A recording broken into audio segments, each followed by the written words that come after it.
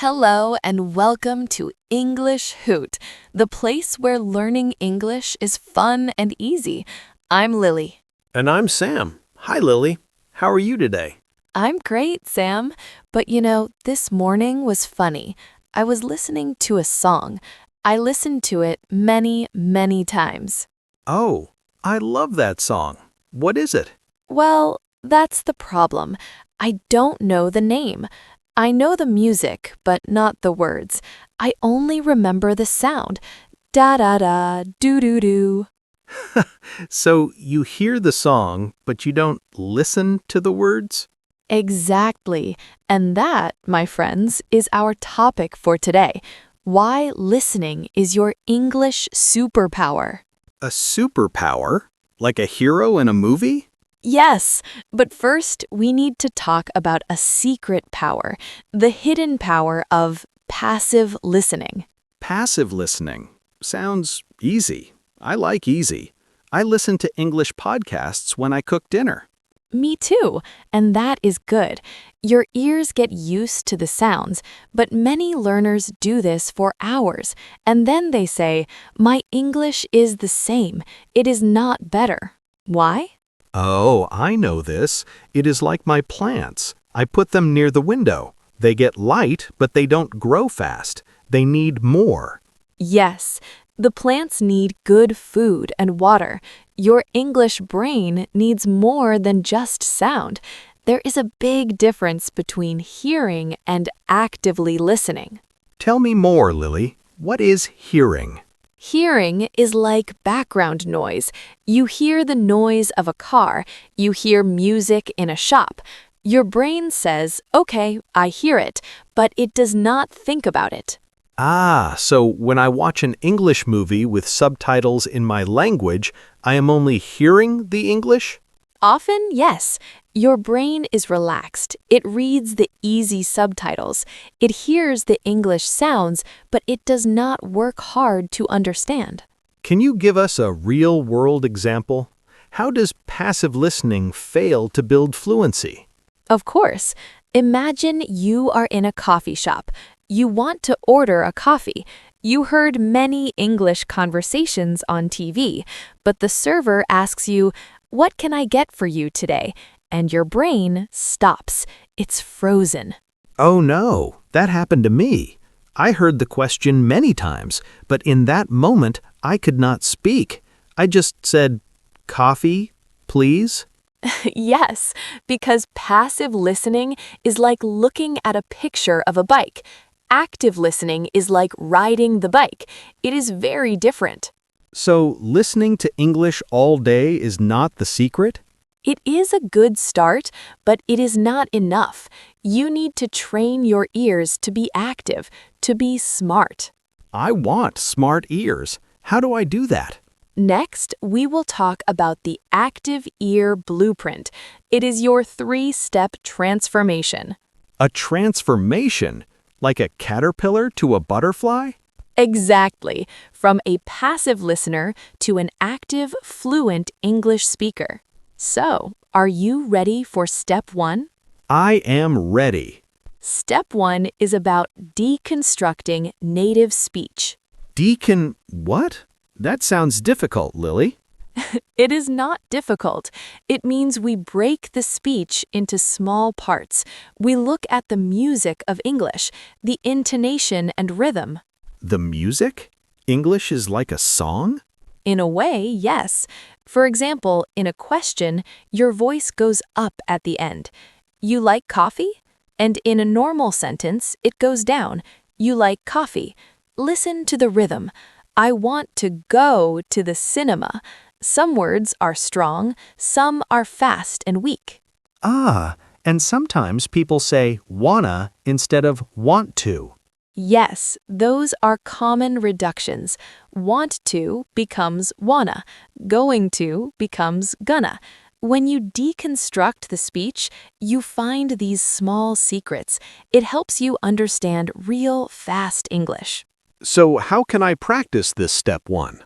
Find a short audio clip, maybe from a cartoon or a simple podcast. Listen to it one time for the general idea, then listen again. This time, only listen for the questions. Where does the voice go up? Then listen for the strong words. Can you hear words like gonna or wanna? That sounds like a fun game for my ears. It is a very fun game. And now, step 2, shadowing with purpose. Shadowing? I know this word. It's like a dark shape that follows you. Yes, in English learning, you are the shadow. You follow the speaker. You listen to a sentence, then you pause, and you say the exact same sentence. You try to copy the sound, the rhythm, the feeling. So it is like mimicry, like a parrot. It starts with mimicry, but it becomes more. It is true assimilation. You are not just a parrot, you are training your mouth and your brain to make the English sounds naturally. I see. So I move my mouth like they do. I try to feel the emotion in their voice. Yes, if the speaker is happy, you sound happy. If it's a question, you make your voice go up. You are not just reading words, you are being the speaker for a few seconds.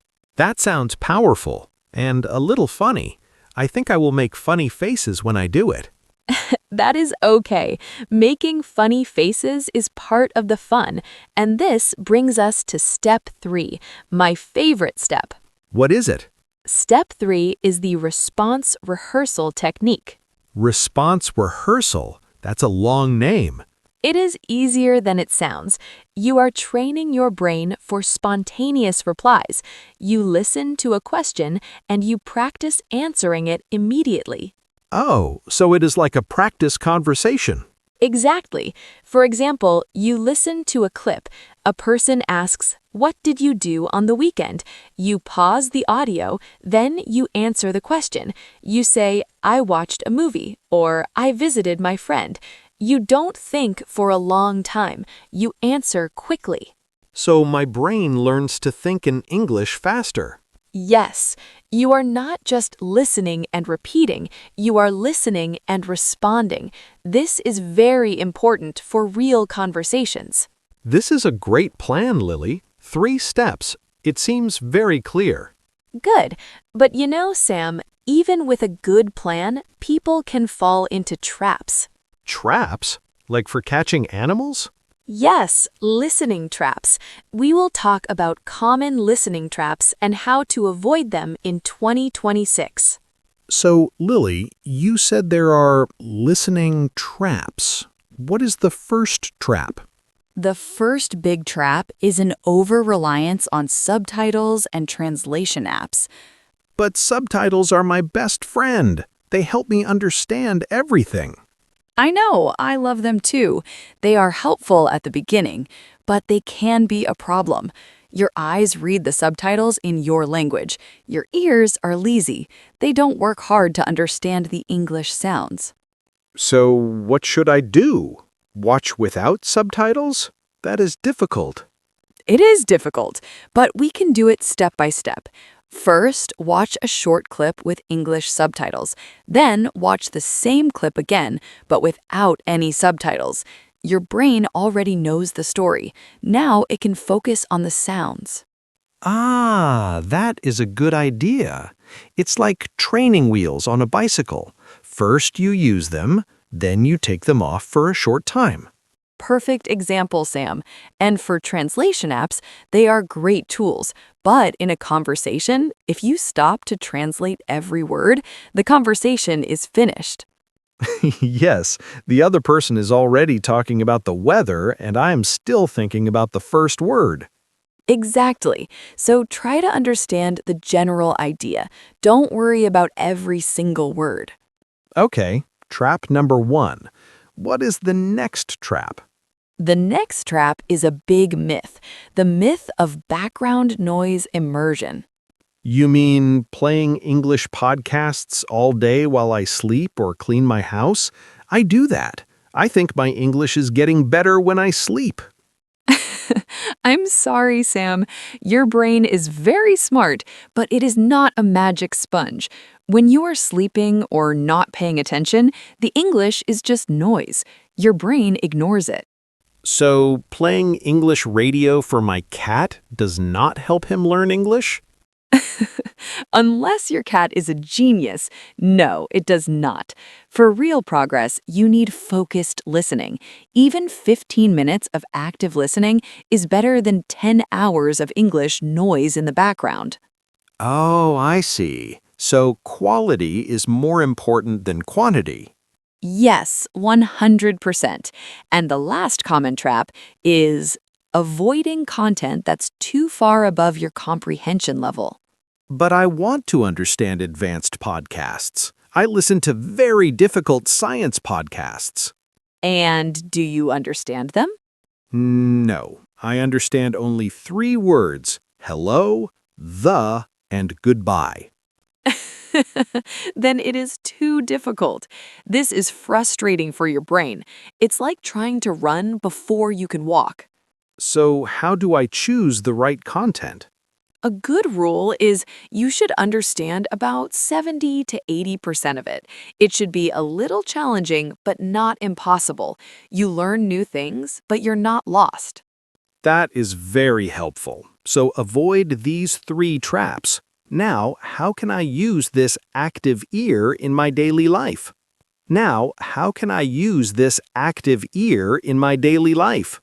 Great question. Let's talk about applying the active ear. We can create daily habits for rapid progress. I'm a busy person. I don't have hours for study. No problem. You can use small pieces of your day. For example, your morning commute. If you drive or take a bus, you can listen to a short English audio. Okay, but I need to be active, not passive. So, what do I do? Good point. Don't just play it. Before you start, tell yourself, I will listen for the strong words, or I will find one question in this audio. Give your ears a mission. A mission. I like that. I'm Agent Sam on a listening mission. Exactly, Agent Sam. You can also do this when you exercise. Listen to a podcast for 5 minutes during your walk. Then stop for 1 minute and shadow one sentence. Repeat it 2 or 3 times. So, I combined listening with a little speaking. That is efficient. Very efficient. And today, we have many tools to help us. We can use AI tools and apps effectively. AI? That sounds complicated. It's not. Many language apps have a function to slow down the audio. You can listen to a difficult sentence slowly. Then you can understand the sounds better. Ah, yes, I use that. It is very helpful for difficult words. Some apps can also record your voice. You can shadow a sentence and then listen to your voice and the original voice.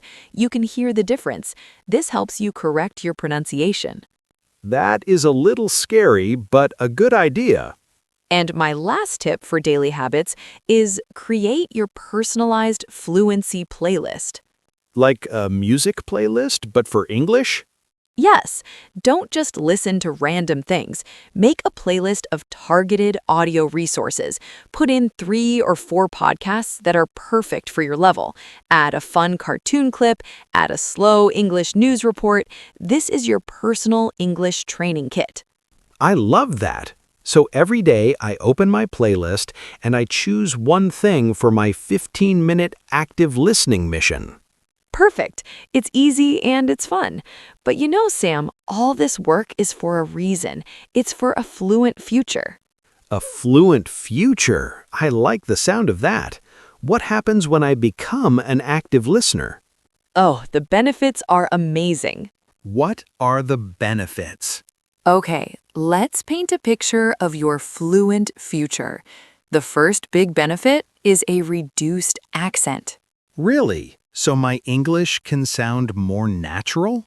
Yes, when you actively listen to the music of English, the rhythm and intonation, you start to copy it. When you shadow, you train your mouth to move in a new way. Slowly, your accent becomes softer and easier to understand. That would be great. Sometimes people say, "Sorry, can you repeat that?" It happens to all of us, but active listening helps a lot. The second benefit is a faster reaction time in conversations. Oh, I need that. Now, when someone asks me a question, my brain says, processing, please wait. Exactly. But with the response rehearsal technique, you train your brain to find answers quickly. You are not translating, you are thinking in English, so your answers come faster. And that leads to a natural flow in conversation. Yes, the conversation becomes a real dance, not a series of stops and starts. It feels more comfortable and fun. This sounds too good to be true. Are there real people who succeed with this? Of course. Let me tell you a success story. I have a friend, Maria. She listened to English music all the time, but she could not speak well. She was frustrated. So what did she do? She started the active ear plan. Every day for 2 months, she spent 15 minutes. She used a short clip from a children's TV show. First, she deconstructed it, then she shadowed the characters. Finally, she practiced answering their questions. And what happened after 2 months? She went to an international conference for her work, and she had a real 5-minute conversation with a person from London. She understood the questions and she answered them naturally. She didn't understand every word, but she understood the meaning. She was so happy. Wow, only 15 minutes a day? That is amazing. It's about consistency, not hours of study. Small, focused practice every day is the secret. So, Lily, what is our message for our listeners today? The message is simple. Your ears are your English superpower, but you need to use them actively. Don't just hear, listen. Don't just listen, respond. This is a call to action. Start implementing these techniques today. Unlock your English potential. You can do it. Yes, you can. And to help you start, we have a question for you. We want you to write a comment below this podcast. Yes, our question is, what is one small, active listening mission you can do tomorrow? For example, I will listen to a 1-minute clip and shadow one sentence. Or I will listen for strong words in my favorite English song. Tell us your mission in the comments. We are excited to read them. We are a community, and we can learn together. And remember, be kind to yourself. Some days are easy, some days are difficult. That is normal. The important thing is to try. Exactly. Little by little, you will see progress. Well, that's all the time we have for today. Thank you for listening to English Hoot. If you liked this podcast, please tell your friends. Subscribe to our channel for more fun English tips.